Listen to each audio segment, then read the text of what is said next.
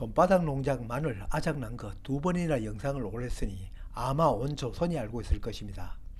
작년 가을 그 비싼 홍산 마늘 씨앗 구해 심었는데 고자리와 뿌리응애가 협동을 해 금방 싹 올라오는 좋은 굴을 절단을 해 놓았습니다. 농약 범벅을 해도 결국 살아남지 못한 놈이 많아 팔아먹는 마늘 같으면 벌써 갈아벗겠지만 그래도 내 친구여서 두 망을 한 망으로 합쳐 갖고 왔습니다. 자연적 마늘은 들쭉날쭉 그래도 몇 놈은 제대로 자라서 마늘쫑도 올라오고 또 그걸 뽑아 반찬을 만들어 먹었습니다. 작은 놈은 마늘쫑 뽑기도 포기하고 이제 수확을 합니다. 그나마 끝까지 남아준 친구가 그래도 되긴 하여 살피고 있는데 이럴 수가 정말 이렇게까지인 줄은 몰랐습니다.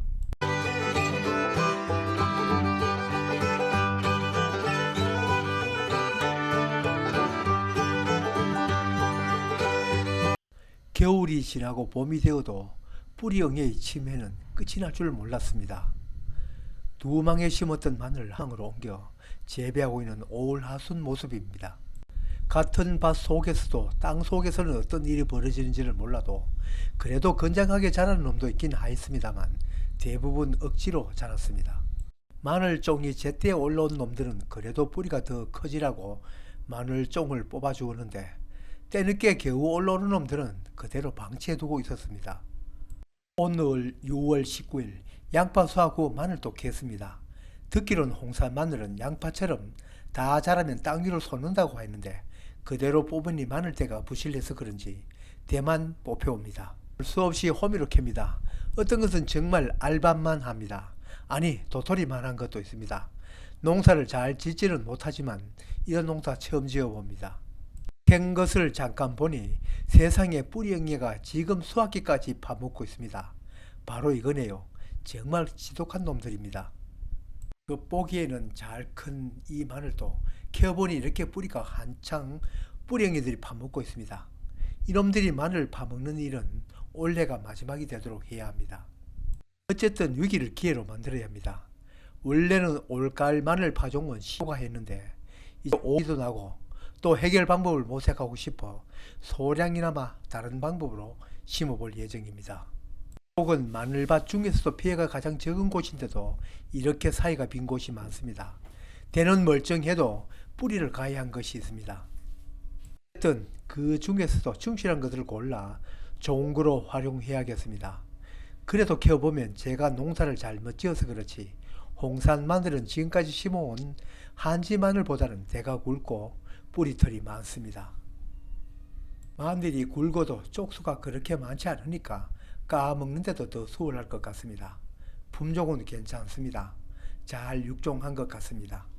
아주 작은 놈이 더 많았습니다만 그래도 애써 농사를 지었고 끝까지 버텨준 놈들이 되긴 하여 모두 수확을 하였습니다.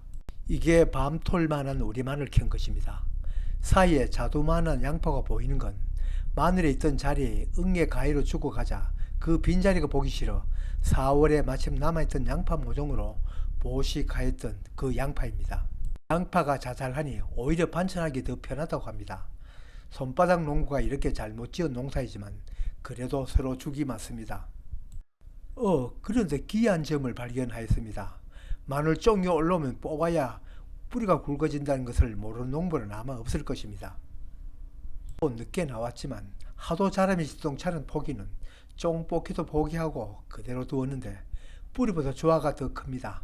애보다 배꼽이 더 큰 격입니다. 영상으로는 제대로 보여줄 수 있는지를 몰라도 정말 뿌리보다 조화가 더 큽니다. 영상에서는 원근이 작용해서 뿌리가 더 커 보입니다. 홍산 마늘을 처음 심어보니 품종 특성인지는 모르지만 쫑 안 뽑았다고 이렇게까지 될 줄은 몰랐습니다. 만일 그렇다면 홍산 마늘종은 더 철저히 뽑아주어야겠습니다. 마늘이 충실하지 못해서 더욱 그렇다면 그럴수록 쫑을 뽑아야겠습니다. 아예 쫑이 올라가지 않는 것 중에서 대가 더 가는 것을 찾아 맞춰보니 오히려 그게 더 굵었습니다. 같은 마늘쫑 뽑고 안 뽑고가 이렇게 차이가 나는지는 몰랐습니다. 열매를 두면 뿌리가 안 큰다는 것은 비단 마늘뿐만 아닙니다. 감자도 그렇고 그 외 다른 작물도 마찬가지입니다. 저도 모든 작물은 쓰지 않을 열매는 미리 제거해야 한다는 점은 알고 있었지만 실제 이렇게 차이를 대조해보고 눈으로 확인하기는 처음입니다. 어떤 분은 마늘 쫑 뽑고 안 뽑고가는 큰 차이가 없다고 하는데 지금 이건 특수한 것인지를 몰라도 분명 차이는 큽니다. 작물마다 차이가 있고 또 품종마다 차이가 있고 거기에다 이번처럼 더 특별한 경우도 있겠지만 마늘이든 감자이든 산나물이든 열매를 쓰지 않을 것은 조기에 제거해 주어야겠습니다. 비록 뿌리를 먹지 않는 작물이라도 올해는 채취를 마친 땅두릅이나 시나물 같은 것도 씨앗 채취가 목적이 아니라면 꽃대를 미리 잘라야 내년 싹이 더 잘 올라옵니다.